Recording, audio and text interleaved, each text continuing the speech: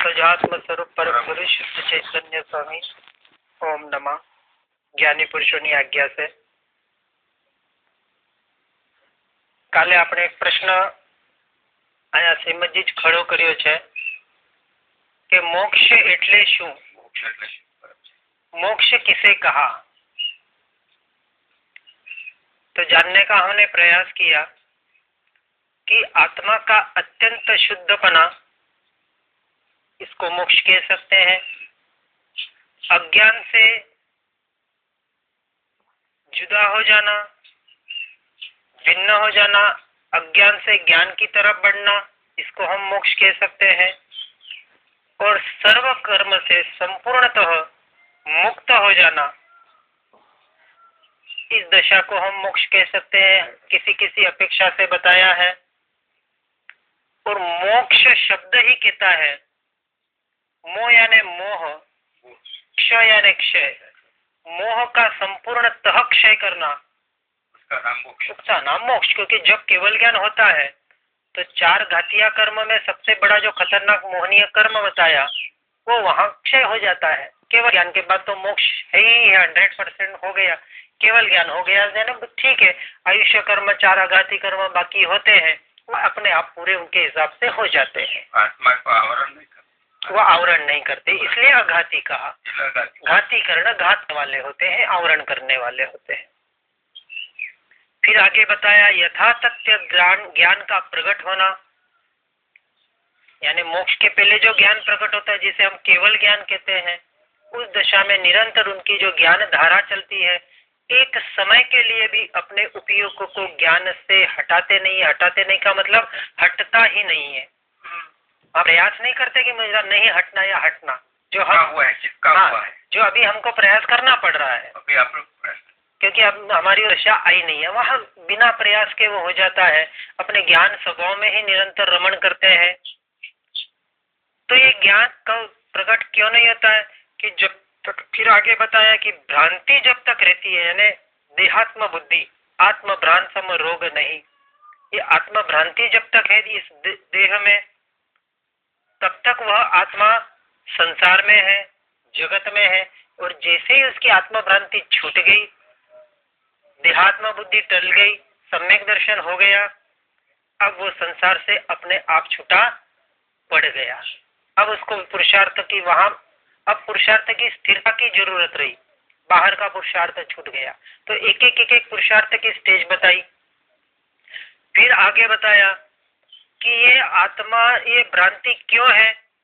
तो आगे बताया कि अनादि काल से जो चेतन और उसका जो स्वभाव जानपना, और वो जान स्वभावपना जिस गुण का है, उसको आगे बताया वह ज्ञान है, फिर भी भूल गया है। ज्ञान तो मौजूद है, ज्ञान है इसलिए हर जीव जान रहा है, नहीं तो जानता कहां से। हर जीव निगोद से लेके सिद्ध भगवान तक एक कार्य निरंतर कर रहे हैं, मात्र जानना जानना जानना जानना, निरंतर जानने का कार्य चल रहा है। अब किसको जानना, ये प्रश्न खड़ा होता है, क्योंकि ज्ञान तो निर्मल ही है, 100% शुद्ध है।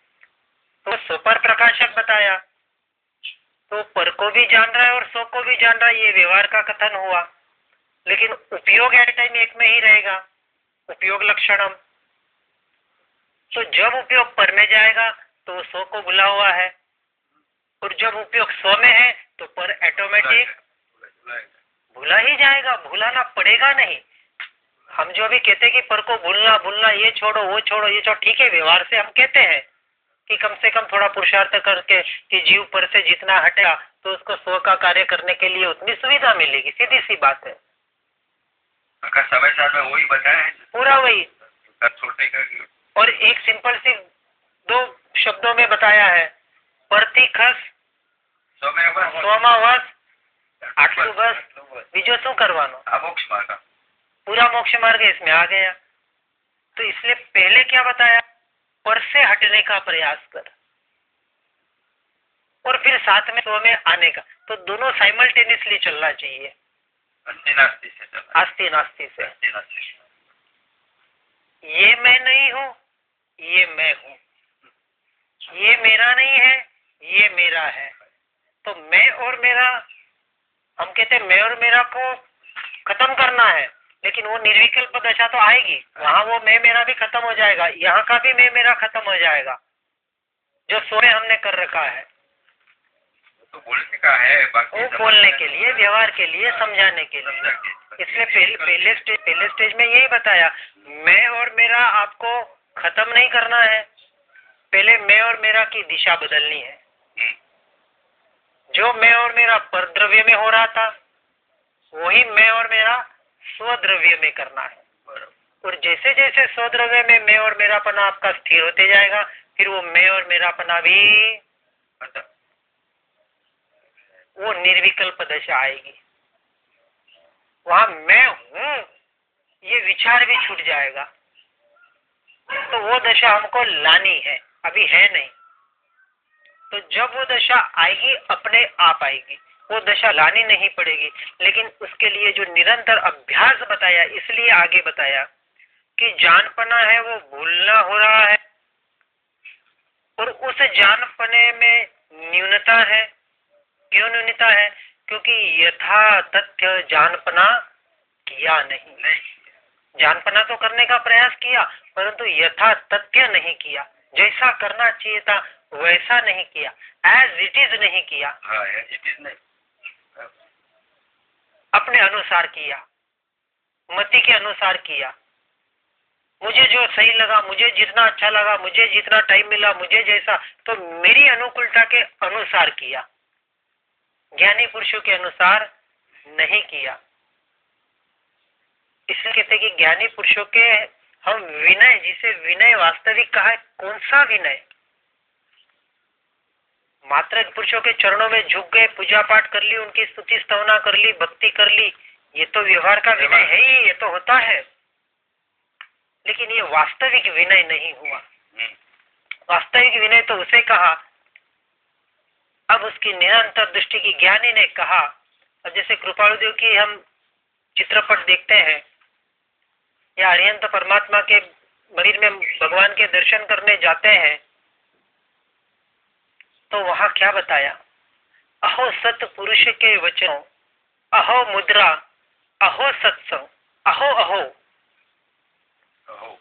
उनके वचन, उनकी मुद्रा और उनका सत्संग, तीन की महिमा यहाँ बताइए। सुप्त चेतन को जागृत करने वाले। यदि आपकी सुषुप्त जो सोई हुई चेतना जिस सो गई है, मोह माया के नींद में जो सो गई है, वास्तविक सोई नहीं है, हमने सुलार रखी है उसे।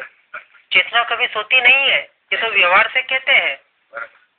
इसलिए जागरूकता कृपालुदेव को पता था कि आत्मा एक समय के लिए भी सोता नहीं है, फिर भी चिल्ला चिल्ला के कहा जागृत था। नहीं तो रत्न चिंतामणि जो मनुष्य निफल जैसे। तो ये मोह माया की नींद में सोए हुए हैं। ये मोह माया ने ऐसा हमारे ऊपर आवरण कर रखा है कि आपको स्व को जानने नहीं देता, स्व की तरफ दृष्टि करने नहीं देता। इसी का तो नाम मोह माया है। मोह माया और है क्या? और यही बात यहाँ बताए कि यथा तथ्य जानपना आज दिन तक नहीं किया। गुरु ने जैसा कहा वैसा का वैसा पालन करने का प्रयास नहीं किया, इसी का नाम तो प्रमाद है। जो गुरु के वचन, जो गुरु की मुद्रा, जो भगवान की प्रतिमा, जिस प्रतिमा के हम दर्शन करते, वो प्रतिमा की मुद्रा आपके सुषुप्त चेतन को जागृत न करे, तो आपने आज दिन तक दर्शन किए ही नहीं। वास्तविक सच्चे भाव से, सच्चे हृदय से, सच्चे दिल से आप दर्शन करेंगे। जिन स्वरूप थई जिन पूजन करिए रे, आनंदगंज जी ने कहा एक सवन में। जिन स्वरूप थई, जिन थई जिन आराध्य, एक ही बात है। जिन निज रूप एकता, एक शब्दों में फेर छे, भाव तो एक ज छे। તું છે મોક્ષ સ્વરૂપ, એ જ ભાવ છે। मैं ही परमात्मा हूं, वही भाव है। अब भाव किसी से भी करो तो सीधी दृष्टि यहाँ जानी चाहिए, महिमा इसकी आनी चाहिए स्वयं की। आज दिन तक महिमा भी की तो पर की ही करने का प्रयास किया। अच्छी बातें होनी चाहिए, होती है, व्यवहार से देवगुरु शास्त्र की महिमा बताइए, क्योंकि हमारे अहो अहो उपकार है इनका हमारे ऊपर। ये न होते तो शायद हमारी ये जागृति इस भाव में आ भी नहीं पाती। क्योंकि सबको जाति स्मरण नहीं होता है, सबको सेल्फ अंदर से क्रिएशन नहीं होता है। ये तो जिन्होंने बहुत बहुत बहुत अच्छे पूर्व जन्मों में आराधना की है, उनको एक छोटा सा भी कुछ मिल जाए तो जागृति हो जाती है उसके लिए। तो अब हम उस लेवल के जीव है नहीं है, हमको पता नहीं है। तो हमारे अहो अहो उपकार आज है कि देवशास्त्र गुरु के माध्यम से हमें ये जागृति मिली, लेकिन फिर भी इस जागृति के साथ जब तक इससे भी आगे जो महिमा जब तक स्वयं की नहीं आएगी, उनके माध्यम से ही आएगी। सच्चा विनय उसे कहा, निश्चय से जो विनय कहा गया कि वास्तविक विनय किसे कहा। गुरु रहा छद्मस्तपन विनय करे भगवान। तो यहाँ भगवान कौन सा विनय करते? केवल ज्ञान होने के बाद क्या उनका किसी को चरण छूने के भाव आएंगे? जरूरी नहीं, भगवान हो गया। जहाँ राग संपूर्ण क्षय हो गया वहाँ देवशास्त्र का भी राग रहेगा, गुरु का राग रहेगा। विचार करने की बात है कि छद्मस्त गुरु है और वहां बताया कि विनय करे भगवान। थोड़ी सूक्ष्म बात है। यहाँ जिस विनय की बात की है वहाँ चरण छूने की बात नहीं बताई है, क्योंकि केवल ज्ञान की बात बताई है, क्योंकि वो शिष्य भगवान बन गया है, केवल ज्ञान उसे हो गया है। तो वहाँ वो जागृति है उसे कि इन गुरु के माध्यम से मुझे प्राप्त हुआ है, वहाँ ख्याल में है। और वास्तविक ये विनय हो गया कि इन गुरु की वजह से, इन देवशास्त्र गुरु की वजह से ही मुझे मिला है, इनका अहो अहो उपकार है मेरे ऊपर। बस इतना आपने विचार कर लिया उस वक्त, वो उनका वास्तविक विनय हो गया। दूसरा क्या है, जो गुरु का जो प्रेम है, अनन्य प्रेम, शिष्य तरफ, और शिष्य का भी प्रेम ऐसा ही है। तो उसका जो उद्बोधन होता है, बोध होता है, वचन होता है, वो चिपका जाता है, बराबर संलग्न हो जाता है, तादात्म्य हो जाता है, और उस वजह से उसकी आज्ञा भी मान सकता है। पर इसीलिए उसको एक दृष्टि, एक हद तक उसे सिखा, उसका भी एक लिमिटेशन है। क्योंकि जब तक आप तादात्म्य नहीं करेंगे, एकरूपता नहीं करेंगे, उनकी आज्ञा का तंतोतंत पालन नहीं करेंगे, आप प्राप्त नहीं कर सकेंगे। लेकिन जब आज्ञा का हम पालन करने का प्रयास करते हैं, जिस वक्त प्रयास करते हैं उस वक्त महिमा किसकी होनी चाहिए, ये बहुत सूक्ष्म बात है। आज्ञा तक तो हम पहुंच गए, उनसे एकरूपता की, इसलिए हम आज्ञा तक तो आए। अब निर्णय किया कि एक एक पालन मुझे गुरु के अनुसार करना है। लेकिन गुरु की आज्ञा क्या? तो तेरे में लीन हो जाए। तो अब लीन होना ये मेरा काम है कि गुरु को याद करते रहो, ये मेरा काम है, ये बताओ।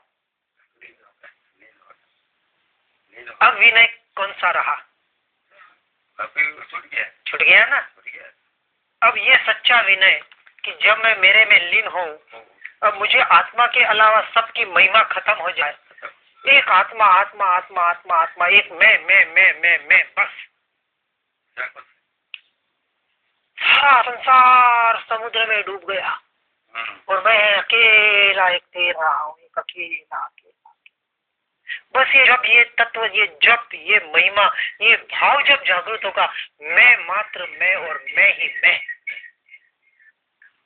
अब विचार करो ये सच्चा विनय हुआ या नहीं हुआ। अब वहां देवशास्त्र गुरु को भी भूल गया।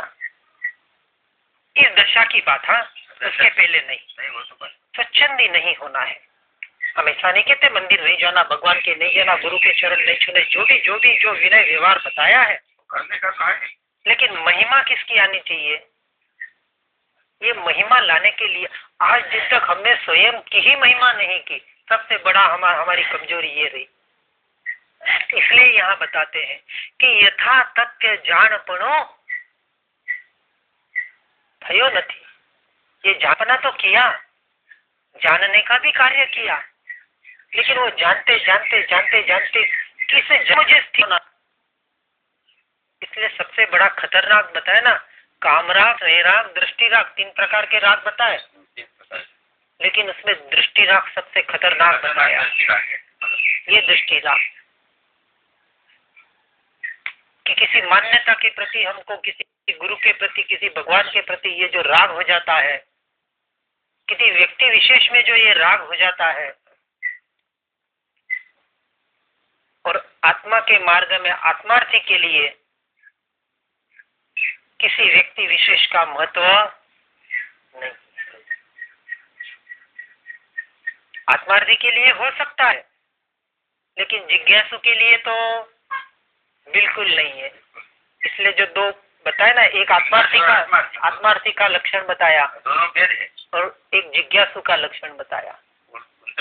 आत्मार्थी तक प्राणी दया है, लेकिन जिज्ञासु को मात्र अंतर दया है।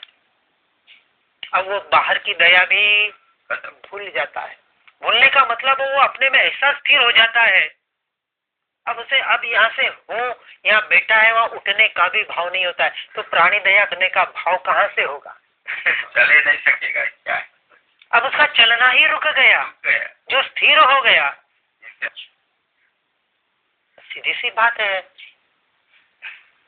अब वहां तक हमें पहुंचना है, अब इसका पुरुषार्थ हमें इसलिए का यथा तथ्य जानपना किया नहीं, तो नीनता कैसे मिटेगी? आगे प्रश्न किया कि ते जानपने रूपे अपने स्वभाव को न भूले, इसके लिए वारंवार उसका दृढ़ता से प्रयत्न करे, पुरुषार्थ करे, वारंवार 24 घंटा।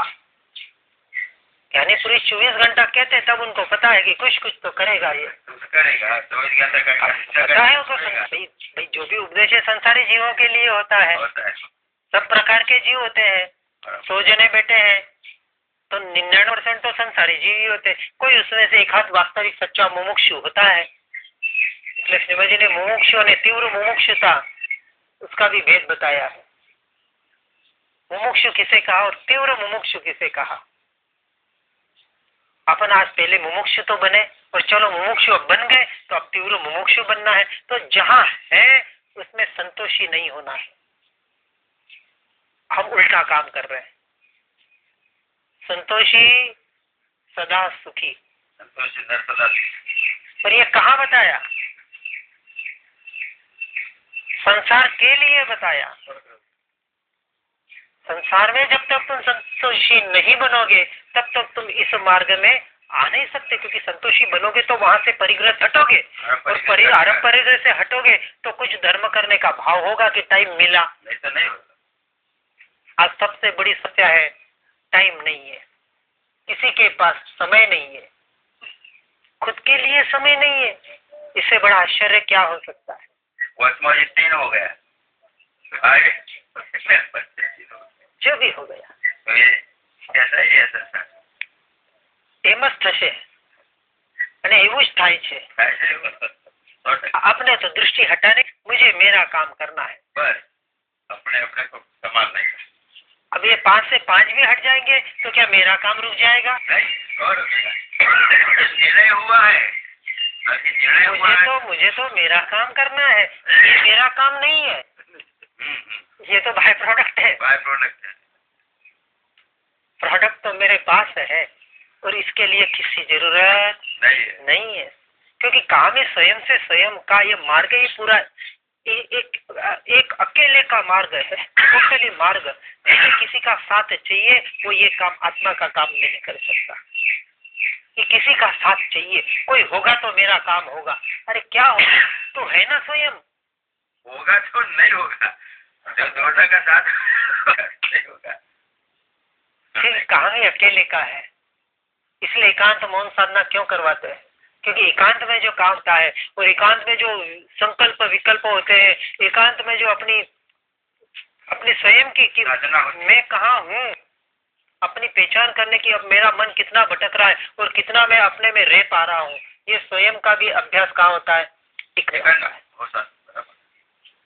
पुरुषार्थ ज्यादा त्वरित। हाँ, अब यहाँ बैठे हैं, आप सुन रहे हैं, आपको बहुत अच्छा लग रहा है, मैं बोल रहा हूँ कुछ पढ़ के, मेरे को भी बहुत अच्छा लग रहा है, ये तो पर के लक्ष्य से कार्य हुआ। अब इसके बाद मेरा काम कितना होता है? वो जरूरी काम वो करना है, ये उसका साधन है। इसलिए आगे साधन का भी बताया कि ज्ञानी पुरुषों के वचनों का अवलंबन लेने से वास्तविक जानपना हो सकता है।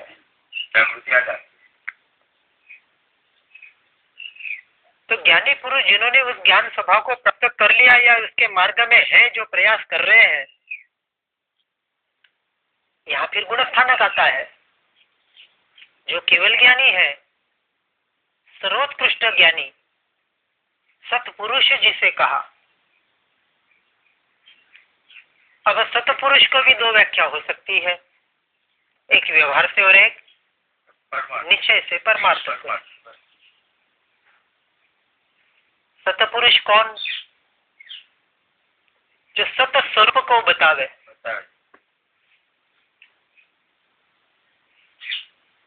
पुरुष किसे कहा और सत किसे कहा? दो शब्द है, सत पुरुष। एक एक शब्दों में पूरा रहस्य छुपा हुआ है। सत्य स्वरूप ऐसा जो सत है,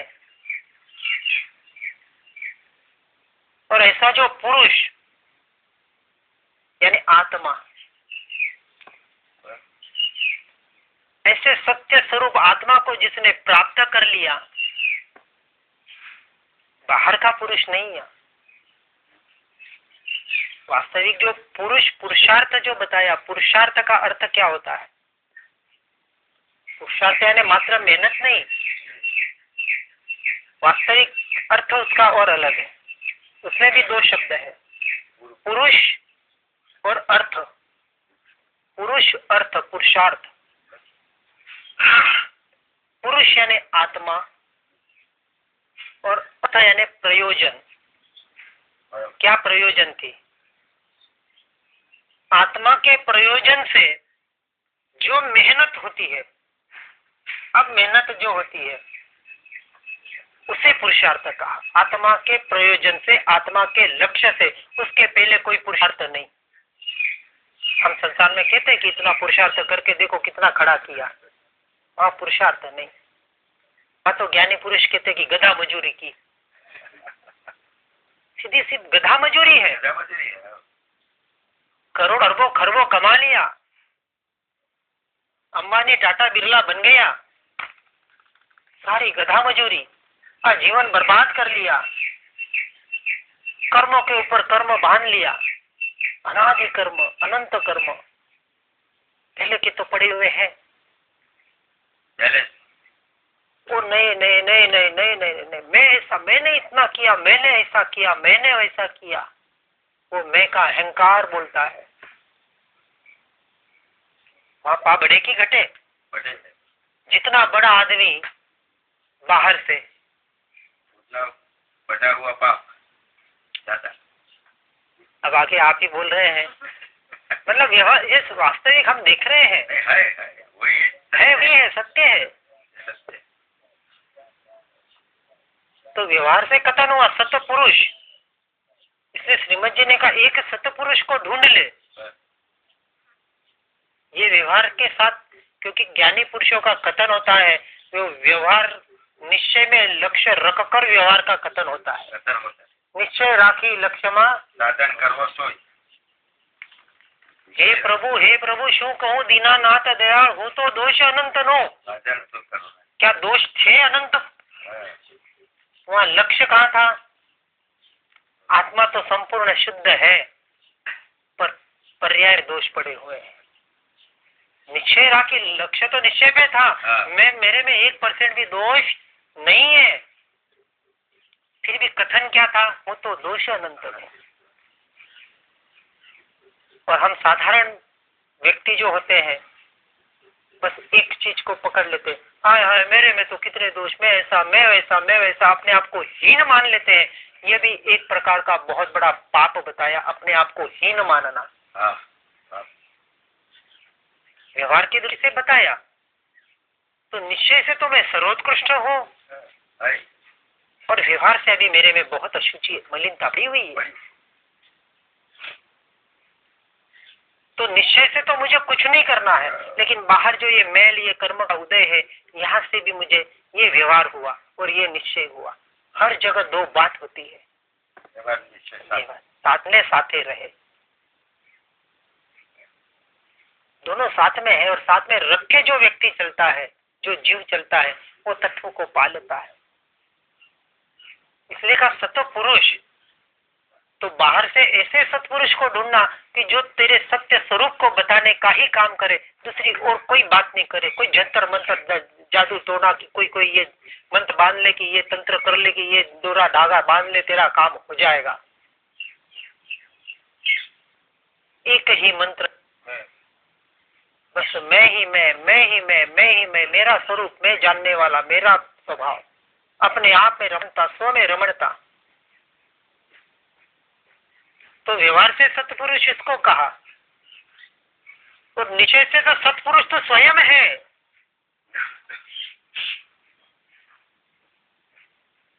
सत्य ऐसा जो आत्मा, वही तो मैं हूं।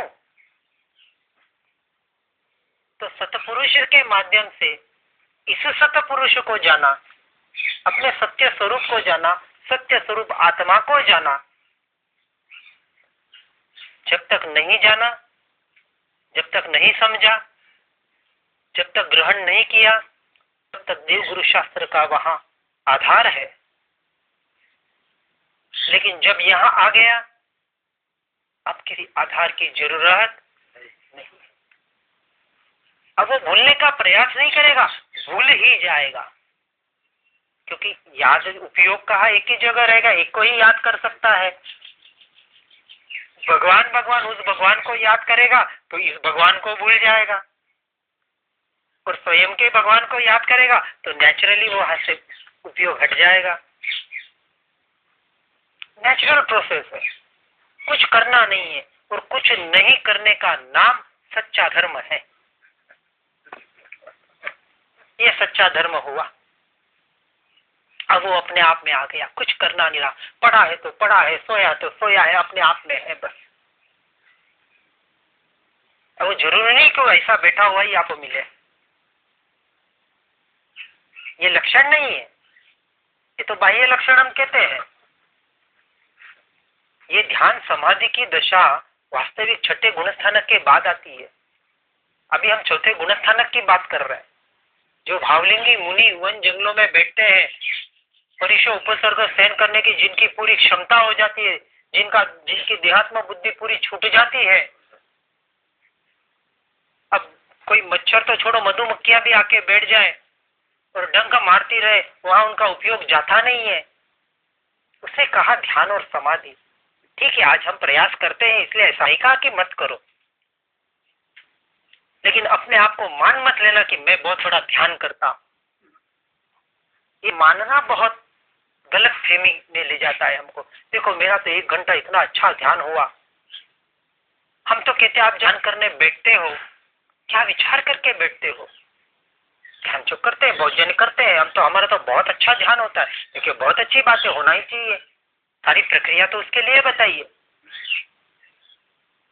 लेकिन जब आप ध्यान करने बैठते हो तब क्या विचार करके बैठते हो? मैं ध्यान कर रहा हूं। अरे कौन करता है ध्यान? मैं करता हूं। नहीं, बैठते हैं तब बिठा रहे शरीर को और कह रहे मैं बैठ रहा हूं, तो मिथ्यात्व से तो शुरुआत हो गई। अब वो कहे कि मुझे आत्मा का ध्यान करना है, आत्मा का ध्यान करना है, तो स्वयं आत्मा है, किसका ध्यान करें? वो व्यवहार से बराबर है।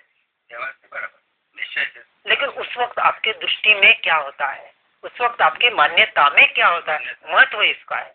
आपने मान लिया कि शरीर को बिठा रहा हूँ, बस मुझे अब अनंत काल के अपनी आत्मा की यात्रा में जाना है, इसलिए इस शरीर को साधना के लिए बिठा रहा हूँ, तो आपने सही काम किया। अब आप भले इसको बिठाए और कुछ देर अपनी साधना करें, लेकिन शुरुआत यहाँ से होनी चाहिए। मैं नहीं कर रहा, आत्मा ध्यान नहीं करता, ध्यान तो आत्मा का होता है। तो मैं कहाँ बैठा, शरीर को, इस पड़ोसी को बिठा रहा हूँ, ये पड़ोसी है, ये देह उठा रहा हूँ, मैं नहीं बैठ रहा। अब बिठाओ आप इसे, अब आपकी साधना करो, ना नहीं कहा, पर आपकी मान्यता कहाँ से शुरुआत होती है। हम शुरुआती मिथ्यात्व से करते हैं, देहात्म बुद्धि से करते हैं। समाधि हाँ, राम दुलारे बापू हाँ, બરાબર, હા, એક જગ્યાએ એવું લખ્યું છે એ સમાધિ છે ને એ કોઈ એવી સ્થિતિ નથી, ચા કોફી નો ગુંજ લેતા હોય, આસપાસ આપવું હોય, હા, સમાધિ સમાધિ હોય, બરાબર है ना। રામ દુલારે બાપુની ભૂમિકા, હા, એ પોતે વિદેશીમાં ઓફિસર હતા, ત્યારે પછી જયારે એ આ માર્ગમાં આવ્યા તો એમની આખી જે સ્થિતિ હતી એ પ્રમાણે उनको वेदांत भगवान कहते हैं अभी, और अभी 3 दिन में वहाँ रह के आया। ब्रह्मवेदांत जी के पास। हाँ, मतलब यूँ समझ लो 16, 17 और 18 फरवरी को 3 दिन में वहाँ था। और हाँ, माधवपुर, जूनागढ़ के आगे। हाँ, केशोद से 30 किलोमीटर है। अभी जाके आया मैं। वो प्रकाश के पंथ, हाँ, प्रकाश के पंथ हाँ, नहीं, उनसे आधा पौन घंटा बैठ के चर्चा भी हुई, बेटे भी थे, उन्होंने बहुत अच्छा रिस्पॉन्स भी अच्छा दिया। और वहाँ एक वो उनकी दूसरी एक प्रक्रिया भी थी, एक तो ओशो का ध्यान भी चलता है, जो वो 4 प्रकार ओशो ने बताए हैं, और एक वो SRB करके एक दूसरी एक प्रोसेस चलती है उनकी, एक पारसी कोई ये होके गए, नाम अभी याद नहीं है मेरे को, तावलिया जी, SRB। और एक्चुअली वैसे वो थोड़ा उनका तावलिया जी का थोड़ा ज्यादा प्रेफरेंस करते हैं। मेरे पास उसका रिकॉर्डिंग है, 15 मिनट की एक वो तो उनकी सुबह की साधना है, मतलब प्राणायाम कम योग और प्राणायाम के साथ आप उसको बहुत अच्छी साधना बताइए। तो ये साधना जो भी हम करते हैं वहाँ आपका भाव क्या होता है, महत्व भाव का है। सीधी सी बात, आप क्या क्रिया कर रहे हैं, महत्व क्रिया का नहीं, क्रिया के माध्यम से भावना तक पहुँचना है।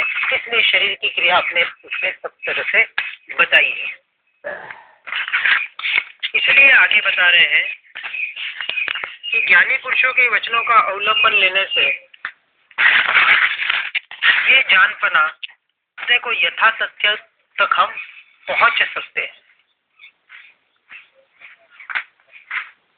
અને સાધન છે તે ઉપકારના હેતુઓ છે।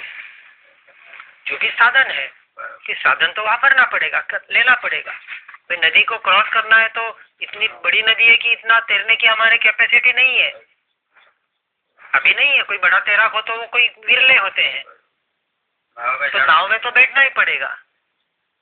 नाव ने पहुंचा दिया आपको उधर, अब मैं तो क्यों, नाव ने मुझे पहुंचा दिया, अब मैं नाव तो छोड़ूंगा।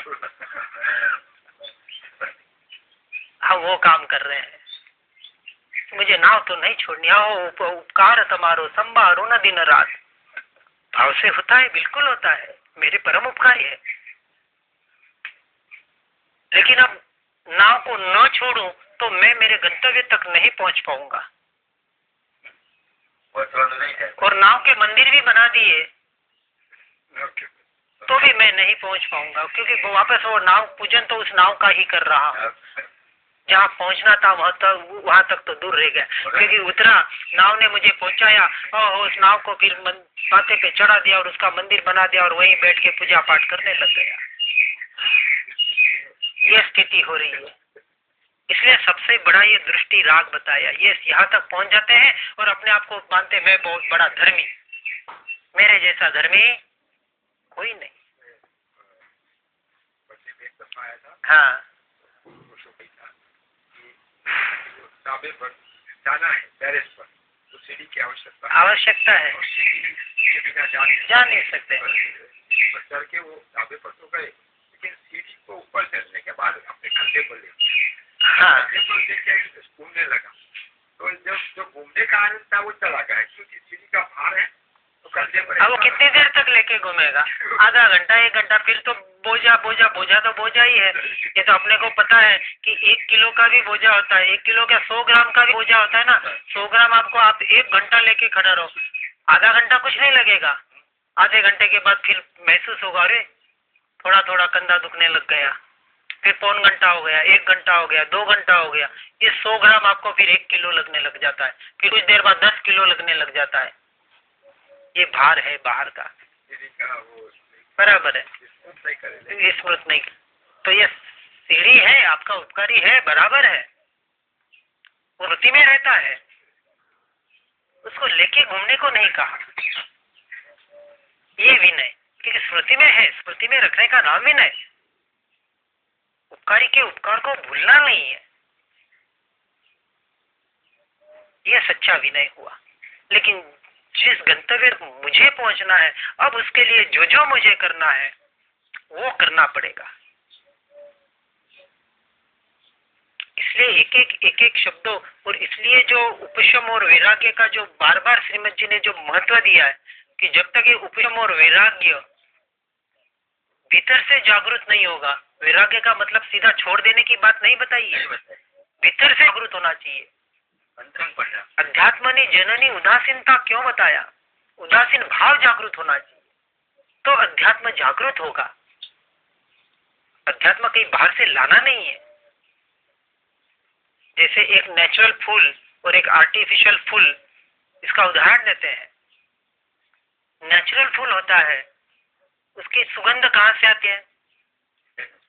उसके भीतर से आती है, नेचुरल सुगंध होती है। और जो आर्टिफिशियल होता है उससे स्प्रे कर दिया और दोनों की स्मेल सेम है, भले स्मेल सेम है, एक जैसी हो सकती है, लेकिन वो बाहर से डाली हुई है, और एक नेचुरल भीतर से आई है जो नेचुरल फूल है। अब उसकी सुगंध का आनंद आप लो।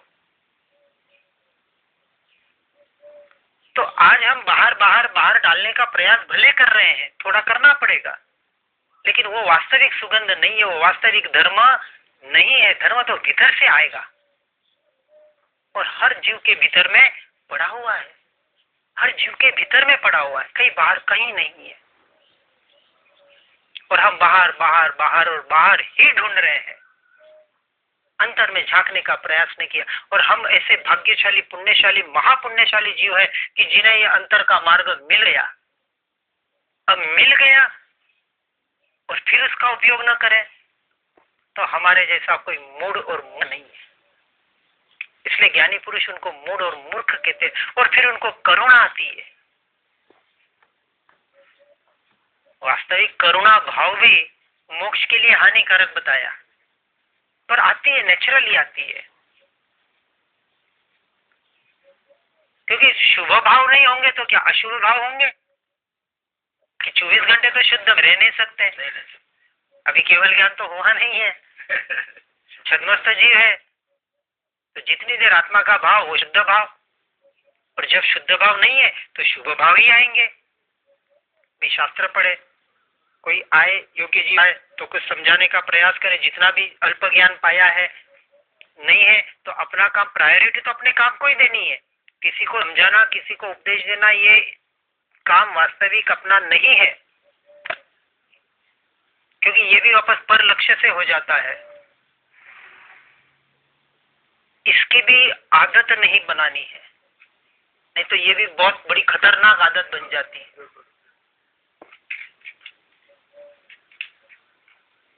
और किसी भी चीज की आदत, उसे व्यसन कहा, भले उपदेश देने की क्यों ना हो, आदत तो व्यसन है, और व्यसन तो खतरनाक है। इसलिए चाय की आदत को भी हम तो नशा कहते हैं, और वास्तविक नशा है।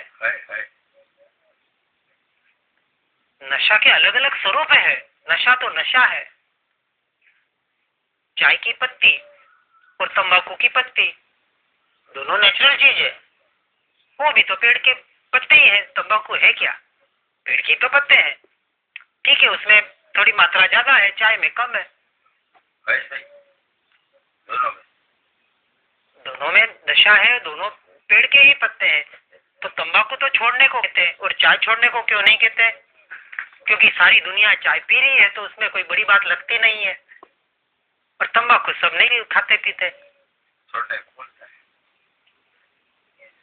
उसको तो हानिकारक मान लिया, लेकिन चाय को हानिकारक नहीं माना, उसको नशा नहीं माना। हम तो कहते हैं कि जिस चीज के बगैर न चले वो नशा, फिर भले धर्म का क्षेत्र भी क्यों ना हो। आकुलता नहीं आनी चाहिए। मूल आकुलता जो होती है ना, कि जैसे बहुत जनों का मंदिर जाने का नियम होता है, होना चाहिए, बहुत अच्छी बात है, लेकिन एक आध दिन मंदिर जाने को न मिला, इतने आकुल व्याकुल हो जाते हैं। तो हम तो उसको, उस आकुल व्याकुलता को हम तो कहते हैं अच्छा, अच्छी बात बताते हैं। व्यवहार से तो अच्छी बात है, देखो कितना तड़प रहा है मंदिर जाने के लिए, लेकिन जब वो तड़पता है तो अपनी आत्मा को कितना दुखी करता है ये नहीं सोचा। उल्टा नहीं होनी चाहिए, सहज जीवन होना चाहिए। सजात्म स्वरूप धम्मगुरु, इसका वास्तविक अर्थ की आत्मा का स्वरूप बताया यहाँ, जो सहज स्वरूप है, जी सहज हो जाना चाहिए। सहज का मतलब ये नहीं कि कुछ भी करने लग जाए वापस। क्या हम तो सहजता से खाते, रात्रि भोजन करते, जमी कर सहजता से खाते, कर रहे, बस कर रहे। इसलिए साथ में व्यवहार बताया, इसलिए साथ में नियम बताया। नहीं तो दारू पीने लग जाओ, मांस खाने लग जाओ, सहज हो रहा है कार्य। इसलिए साथ में व्यवहार बताया कि क्या ये अच्छा है और क्या बुरा है, इसलिए साथ में उसको जोड़ा।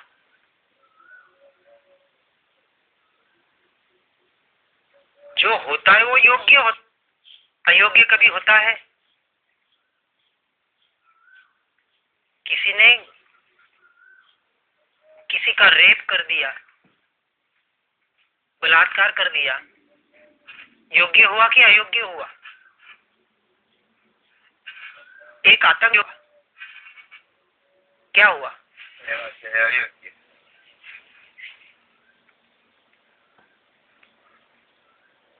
आत्मार्थी होता है, उसके लिए कभी कोई चीज अयोग्य नहीं होती, योग्य ही होती है।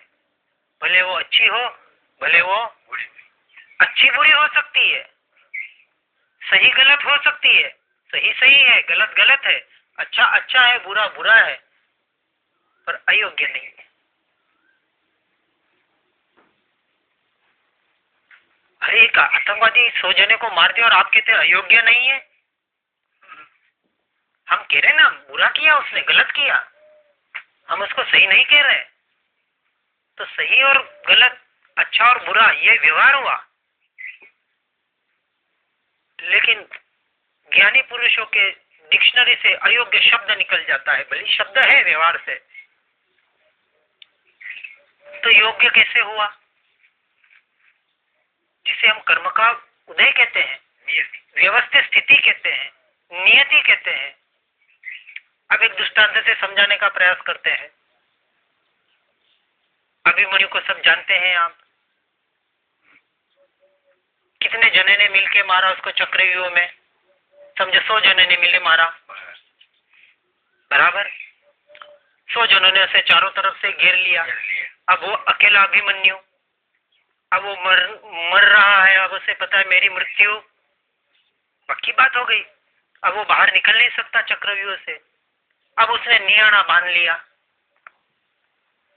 आज तो मैं मजबूरी में हूं, आप 100 और मैं अकेला हूं, लेकिन जब वक्त आएगा एक एक को चुन चुन के नियाणा बांध लिया उसने। हमला हो गया और उस नियाणा के साथ उसने जीव छोड़ दिया। नियाणा पता है ना? अब वो उदय में आएगा कि नहीं आएगा? तो नियाणा क्या था? 100 जने को मारने का। अब उसने 5000 साल पहले नियाणा बांधा था। अब वो जब तक वो 100 व्यक्ति उसको मारने वाले जब तक इकट्ठा नहीं होंगे तब तक उसका नियाणा पूरा नहीं होगा। महावीर स्वामी के इसमें कान में शीशा डाला हुआ, तो एक जीव ने एक जीव के प्रति बांधा था, तो उदय में आया और एक जीव ने एक के प्रति कर लिया, खत्म हो गया। अब 100 जीव जिन्होंने 100 जनों ने मिलके उसे मारा, अब 100 जनों के कर्म तो अलग, 100 जने 100 गति है। अब वो 100 जने कब एक साथ एक जगह आएंगे? 1000 साल बाद आए, 10,000 साल बाद आए, लाख साल बाद आए कि करोड़ साल के बाद आए? कोई गारंटी नहीं। अब 1 करोड़ साल के बाद ये 100 जने यहाँ इकट्ठे हुए वेटी स्टेशन पर, और वो अभिमन्यु का जीव यहाँ आतंकवादी बन के यहाँ जीव उत्पन्न हुआ। अब उसने फायरिंग की और उसमें वो 100 जने मर गए। अब ये योग्य हुआ कि अयोग्य हुआ? 100 जने ने मिलके एक को मारा था, उस एक ने मिलके 100 जने को मार दिया, योग्य हुआ ना? कर्म के हिसाब से तो, थ्योरी से तो हिसाब बराबर हुआ, तो अयोग्य कैसे हुआ? इसलिए नहीं कहा कि ये करना है, इसलिए फिर व्यवहार बताया कि ये बुरा गलत है, नहीं करना है, इसलिए फिर व्यवहार बताया साथ में। व्यवहार की महत्ता इसलिए बताई, नहीं तो स्वच्छंदी हो जाएंगे। क्या है, मारो ना किसी को भी, उन्होंने मेरे को मारा होगा आज मैं नहीं, ऐसा नहीं बताया। ये इसलिए कि वहां से सिर्फ दृष्टि को हटाना है, अपनी दृष्टि को, और अपनी दृष्टि को अपनी आत्मा में स्थिर करना है। वो चीज करने के लिए नहीं कहा जाता, क्योंकि ये जब दृष्टांत दिए जाते हैं किसी अपेक्षा से दिए जाते हैं। क्रमबद्ध पर्याय कहते हैं कि जो जो हो रहा है क्रमबद्ध हो रहा है, इसका मतलब ये नहीं कि आप हाथ पे हाथ धर के बैठ जाओ, होगा जो क्रमबद्ध में हो जाएगा, इसलिए नहीं कहा। वो तो फिर अप्रमाद में पड़ गए उस एक बात को सुनकर। ये तो इसलिए कहा कि संसार से उपयोग में हटाओ, कि संसार में आपके परिवार में, आपके शरीर के साथ, आपके पुद्गल द्रव्य के साथ, आपके विचारों के साथ, मन के साथ जो हो रहा है वो क्रमबद्ध पर्याय है, जो होना है वही होगा। तो वहां से दृष्टि को हटाओ और दृष्टि को अंतरंग में ले जाओ, अपनी आत्मा पर ले जाओ। एक ही कार्य करना है, और बाहर की चिंता छोड़ो। अब चिंतन करो, चिंता छोड़ो।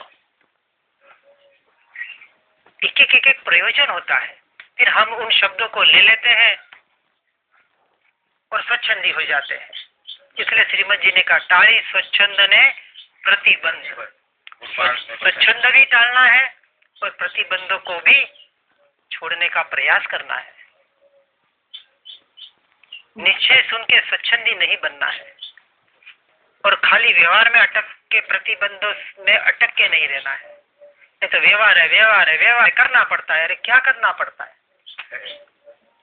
हम्पी में हमारे अभी आया, उसके 8 दिन पहले ऐसे बैठे थे, एक भाई बाहर से आए थे, मिलने वाले थे उनके, वहां खास जो व्यक्ति है उनके। 15-20 मिनट हुए और उठ के निकलने लग गए। उन्होंने कहा बैठो ना, आधा घंटा तो बैठो, सुन के जाओ। नहीं, मेरे को तो वहां टाइम पे पहुंचना है। उन्होंने कहा ये धर्म की बात है, आप छोड़ के जा रहे हो।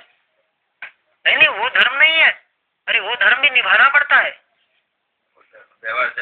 अब उन्होंने इस धर्म का और उस धर्म का कंपैरिजन कर लिया। कहाँ ये अनमोल धर्म की बात हो रही है और कहाँ उच्च तुच्छ धर्म की आप बात कर रहे हो। जो धर्म ही नहीं है उसको आपने धर्म नाम दे दिया, व्यवहार धर्म। अरे व्यवहार कहा किसे? संसार में कोई व्यवहार होता नहीं है, संसार में कोई कर्तव्य होता नहीं है। आत्मार्थी के लिए कोई कर्तव्य नहीं है, कोई व्यवहार है ही नहीं है। वहां मात्र व्यवहाराभास है, व्यवहार नहीं है। सुख दुख संसार में है ही नहीं है, सुखाभास और दुखाभास है। हमारे हम्पी में सजानंद गंज जी ने एक बहुत अच्छी बात बताई। 3 तरह के जीव, एक सुखी, एक दुखी और एक ढोंगी। तीन शब्द। सुखी में कौन? सिद्ध और अरिहंत, सुखी जीव। दुखी में कौन?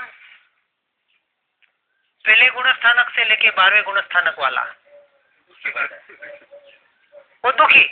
मुझे आत्मा को प्राप्त करना है, मुझे स्वरूप को प्राप्त करना है, मुझे भगवान बनना है, मैं भगवान हूँ, लेकिन अभी पर्याय में मलिनता है, उसको हटाना है। मैं दुखी, वो दुखी। दुखी कब मुझे मिले, कब मैं भगवान तक पहुंचूं, कब अपने भगवान को प्राप्त करूं, अब वो दुखी हो रहा है। वास्तविक दुखी नहीं हो रहा है, पर उसे कहा दुखी। उसे अब झंकना लगी, बस मुझे एक ही कार्य करना है, कब करूं, कब करूं, कब पाऊं मैं अपने आप को, कब सम्यक दर्शन पाऊं, कब केवल ज्ञान पाऊं, कब मोक्ष में जाऊं। बार बार सोचता नहीं है, पर वो दुखी। बाकी सारे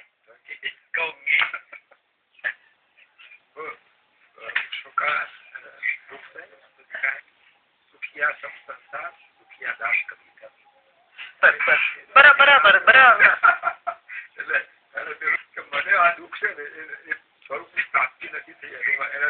इसका दुख है कि स्वरूप की प्राप्ति जो मैं हूँ और मैं अपने आप को नहीं जान पा रहा हूँ, कितनी बड़ी विडंबना है। और ये पता पड़ने के बाद भी पुरुषार्थ नहीं कर पा रहा हूँ, ये और बड़ी विडंबना है। तो हमें निरंतर लक्ष्य ये रखना है। इसलिए बताया जो साधन है वो उपकार का हेतु है, आपके उपकार का हेतु है साधन। साधन को व्यर्थ नहीं बताया। साधन करना है पर साधन में अटकना नहीं है। दोनों बात करनी है। जितना जितना भीतर में जाएंगे, और वहां साधन अटकने का मतलब साधन की पकड़ के ये करूंगा तो ही मेरा होगा, कि ये 20 माला गिनूंगा, कि इतना बोलूंगा और इतना करूंगा और इतना होगा तो ही मेरा कार्य होगा। नहीं, जब आप भीतर में चले जाते हैं, जब आपकी कहीं एकाग्रता बढ़ने का प्रयास आपका हो जाता है और आपकी कुछ क्रिया छूट जाती है, भले कुछ पाठ छूट जाता है, भले कोई नवकार मंत्र की सजार स्वरूप की कुछ माला छूट जाती है, लेकिन कार्य यदि भीतर में अच्छा हो रहा है तो क्रिया भले छूटे। हम क्रिया किस लिए कर रहे थे? स्थिरता के लिए कर रहे थे। और यदि स्थिरता हो रही है, आपका उपयोग भीतर में जा रहा है, तो अब बाहर की जरूरत कहाँ है साधन की? अपने आप को ये विनय, यहाँ विवेक बताया, या अपने विवेक से और अपने विनय से कार्य करना है। जहाँ जहाँ जे जे योग्य थे त्या त्या समझવું ते, त्या त्या ते ते आचरे, आत्मार्थी जने। अब उसे पता है कि कहाँ कौन सा कितना प्रयोजन करना है। जहाँ जो योग्य होता है उस अनुसार, और योग्य क्या है अयोग्य क्या है इसकी वास्तविक पहले समझ लेनी पड़ेगी। नहीं तो जिसने मान लिया कि बस 20 माला ही गिनना योग्य, तो बस 20 माला गिनना यही धर्म है। अरे माला के माध्यम से, मंत्र के माध्यम से घर में जाना था। अब मणक्यों में पूरा मन उसका लगा हुआ है कि 20 माला तो पूरी करनी है, 20 माला पूरी नहीं होगी तो आज मेरा धर्म नहीं होगा। हम तो कहते ऐसी माला गिन कि एक माला क्या आधी माला गिनते गिनते ऐसा भाव आ जाए और ऐसे भीतर में चला जाए कि माला है या नहीं है और माला क्या चीज है पता ही न चले, तो तेरी सच्ची माला हो गई। इसलिए अपने जो एक मंदिर वाले सूत्र बोलते, एक सूत्र आता है सिद्धाणम बुद्धाणम का, शायद कभी आपने सुना पड़ा हो। उसमें कहा इक्को भी नमकारो जीर्णवर वसस्स वद्धमानस्स संसार सागराव तारे नरम व नारिम वा। इक्को भी नमकारो, मात्र एक श्रद्धा भाव पूर्वक हृदय से अंतर मुख से पूरे इससे किया हुआ एक ही नमस्कार जिनेश्वर परमात्मा को किया हुआ, तारे ही नरम वन, उसको नर नारी को तारने का कार्य कर सकता है। कोई हजारों लाखों माला गिनने की जरूरत नहीं है। जितना भाव, जितने भाव की अभिवृद्धि उतना आपका काम होगा। इसलिए यहाँ बताया कि साधन जो है वो उपकार का हेतु है, और जेवा जेवा अधिकारी तेवु तेवु तेनु फल, और जैसा जैसा अधिकारी है वैसा उसको फल मिलेगा। जैसे जिसकी तीव्रता होगी, जैसे जिसके भाव होंगे, जैसे जिसके भाव की उग्रता होगी, वैसा उसको उसके अनुसार फल मिलेगा। हर एक की अपनी अपनी क्षमता है, हर एक की अलग क्वालिटी है, इसलिए किसी पे नजर नहीं डालनी है। मेरी क्वालिटी क्या है और उस क्वालिटी को मैं कैसे बढ़ा सकता हूँ, मेरा काम मैं ज्यादा से ज्यादा कैसे कर सकता हूँ। ठीक है, उसको देखा है, कोई एक दिन में बढ़ सकता है, कोई एक महीना लग सकता है, किसी को उसी स्थान तक पहुंचने के लिए 1 साल लग सकता है, कोई नहीं भी पहुंच सकता। ये उनकी क्वालिटी होगी, मेरी क्वालिटी क्या है और मेरी क्वालिटी मैं कैसे बढ़ा सकता हूँ। अपने तो प्रयोजन अपना करना है और ये प्रयोजन करके जितना जितना हम आगे बढ़ेंगे हमारा काम हो जाएगा। जिना ज्ञा विरुद्ध कुछ भी कहा हो तो मिच्छामि दुक्कड़म।